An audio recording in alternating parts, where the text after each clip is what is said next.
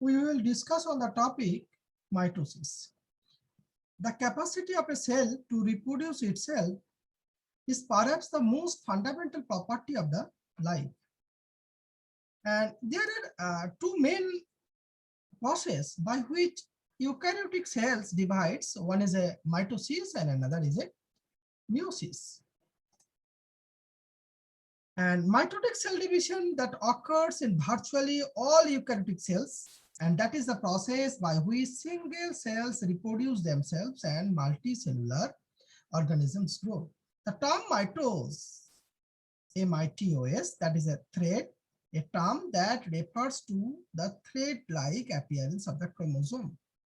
And the key feature of the mitotic cell division is that the daughter cells are identical to each other and to the parent cells. The parent and the daughter cells that are diploid and that contain two copies of each chromosomes. Whereas the meiotic cell division is the basis of sexual reproductions in higher plants and the animals, and that occurs during gamete formation in animals and spore formation in plants and fungi. The parent cells you see here, that is diploid, but following meiosis, the daughter cells that are the haploid. Whereas in case of the mitosis, the parent cells are also diploids and two copies of each chromosomes at the presence, and the daughter cells that are also diploid in the nature. The mitosis was first described by Walter Fleming in 1879, and that consists of two interrelated processes. So nuclear division, that is known as a karyokinesis, and that is followed by cytoplasmic division, cytokinesis. In the karyokinesis, the genetic material is partitioned into two daughter cells. The process is quite complex and needs great accuracy. The chromosome must first be exactly replicated, then accurately partitioned. Whereas in cytokinesis, the division of the cytoplasms and other non-cellular components of the cell. The mitosis is a continuous process, but for discussion purpose, it is divided into 5 sequential phases. That is the interphase, that is located in between the divisional phase. That's a consists of the G1, S, and G2 stages of the cell cycle. Then prophase, metaphase, anaphase, and a telophase. And each phase is characterized by the structure and behavior of the chromosomes. Here we characterize the mitosis on the basis of chromosomal structure, on the basis of behavior of the chromosomes.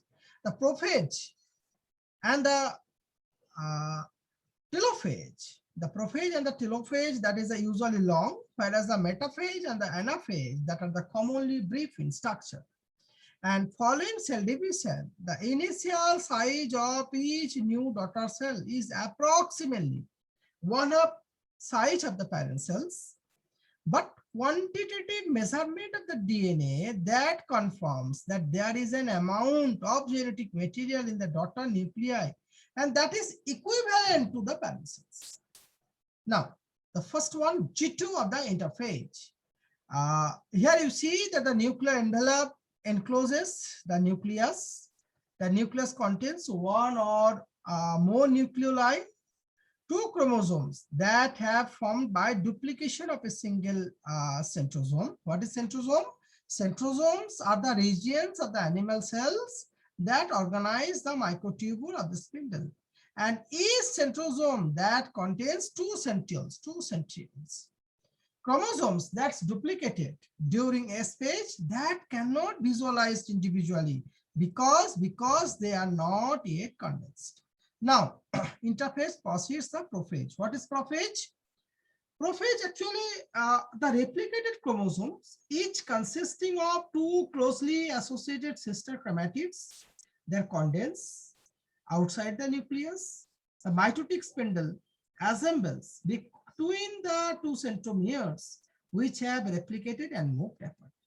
And the chromatin fibers become tightly coiled, condensing into distinct chromosomes observable under light microscope. The nucleoli disappear, no nucleoli. Each duplicated chromosomes appears as two identical sister chromatids. And now the sister chromatids are the result of the replication in the previous interphase. They join at their chromosomes, and in some species all along their arms by particular protein that is a cohesion. So when the chromosomes are duplicated in S phase, the two copies of each replicated chromosome that remain tightly bound together as identical sister chromatids. And now the sister chromatids are glued together by multi-subunit protein complex that is cohesion, and that are deposited along the length of each sister chromatids, Now, the mitotic spindle begins to form. It is composed of centromeres, centrosomes, and the microtubules that extend from them. The radial array of shorter microtubule that extend from the centrosomes and that are known as asters. The centrosomes move away from each other, propelled partly by the lengthening microtubules between them. And then prometaphage. It starts abruptly with the breakdown of the nuclear envelope. Chromosomes attach to spindle microtubules via their kinetochore and undergo active motion. The nuclear envelope fragments, the microtubules extending from each centrosome, and they invade nuclear area. The chromosomes are more condensed. Each of the two chromatids of each chromosome has a kinetochore, That is specialized protein structure at the centromeres. Some of the microtubules attached to the kinetochore, they are known as kinetochore microtubules, which jerk the chromosome back and forth. Non-kinetochore microtubules, these are the non-kinetochore microtubules. They interact with the opposite pole of the spindle. Now, metaphage. The chromosomes are aligned at the equator of the spindle. Midway between the spindle poles, the kinetochore microtubules attach sister chromatids to opposite poles of the spindle. The centrosomes are at the opposite pole. The chromosomes have all arrived at the cell center,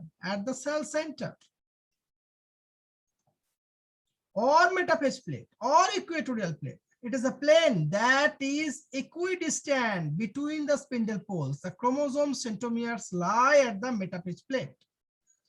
The metaphase chromatids are tightly coiled and discrete, thus facilitating accurate chromosome counts and gross structural analysis. For each chromosome, the kinetochore of the sister chromatids are attached to the kinetochore microtubules that coming from each pole. Now, anaphase. The sister chromatids synchronously separate to form two daughter chromosomes. Each is pulled slowly toward the spindle pole it faces. The kinetochore microtubules get shorter and spindle poles also move apart. Both processes contribute to chromosome separation. And it is the shortest stage of the mitosis that often lasting for only few minutes. Anaphase begins when the cohesion proteins are cleaved. And that is cleaved by separase. And that's happened at the end of the metaphase and just start the anaphase. And that allow two sister chromatids of each pair to part suddenly. And anaphase begins when the cohesion proteins are cleaved. The two liberated daughter chromosomes become moving towards the opposite pole,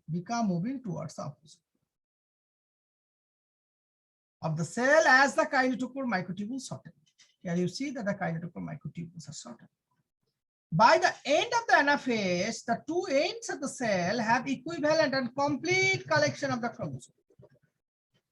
In anaphase A, this is anaphase A, and that consists of the movement of the chromosome towards the spindle pole.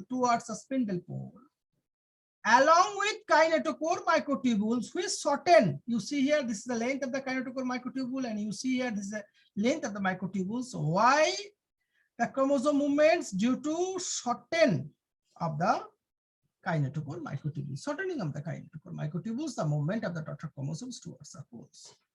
And in case of the NFHB, the first one, there is a force, that's a sliding force. You see here, there's a sliding force that is generated between the overlapping microtubules from opposite poles to push the poles apart. And there is another force, that force is a pulling force that acts directly, on the poles to move them apart. And then telophage. Two sets of daughter chromosomes arrive at the poles of the spindle and decondense. A new nuclear envelopes resemble around each set, completing the formations of two nuclei and marking the end of the mitosis. The division of the cytoplasm begins with the assembly of the contractile ring. And that occurs, telophage occurs when the chromosome movement is completed and microtubules disassemble. Here you see microtubule disassemble. The chromosome clusters at the opposite spindle poles. A nuclear envelope assembles around the chromosomes clusters and the nucleoli reappear. Nuclear envelopes arise from the fragments of the parent cells, nuclear envelope, and other portions of the endomembrane system. The chromosomes uncoil and become less condensed. Mitosis ensures that each daughter cell has the same genetic information as the parent cell. Then, after completions of the karyokinesis, proceeds cytokinesis. It is a division of the cytoplasm. The cytoplasm is divided into two by a contractile ring of actin and myosin filaments, which pinches the cell into create two daughters, each with one nucleus. And cytokinesis in animal cells that occurs in four stages: initiation, contractions, membrane insertion, and completions. In animal cells, cytokinesis occurs by the process that is known as the cleavage. That is the first sign of the cleavage is the appearance of the cleavage furrow. This is a cleavage furrow. That is a shallow groove in the cell surface near the old metaphase place. This is the old metaphase place. On the cytoplasmic sides of the furrow, there is a contractile ring of the actin microfilaments associated with the molecules of the protein meiosis. Now the actin microfilament interact with the myosin molecules, causing the ring to contact with pinches the cell in two, each with its own nucleus, shares of cytosols, organelles, and other subcellular structure. Now, what is the significance of the mitosis? Mitosis enables an organism to grow and reproduce. During mitosis, a single cell divides and produces two identical daughter cells. Each cell contains the same genetic materials and chromosome number as the original cell.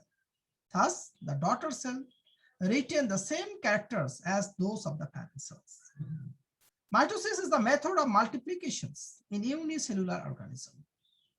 Multicellular animals and plants that start life as single cell, the zygotes or fertilized egg cells undergo mitosis, gives rise to many cells which differentiate to form tissues, organs, and organ systems of the organisms. Mitosis helps the cell in maintaining proper size. It helps in restoring wear or tear in the body tissues, so wounded body tissues, and that's replacement of the damaged or lost part, healing or wounds, and in some cases, regenerations of the detached part. That's restored by the process of the mitosis. If mitosis remain unchecked, it may result in uncontrolled growth of the cell that's leading to cancer or tumor. These are the reference books: Biology, A Global Approach by Campbell et al., Principle of Genetics, Shostad and the Simons, Concept of Genetics, Clark et al., Molecular Biology of the Cells, Albert et al., Carp Cells and Molecular Biology. It's a concept and experiments, Janet and Wallace. Thank you.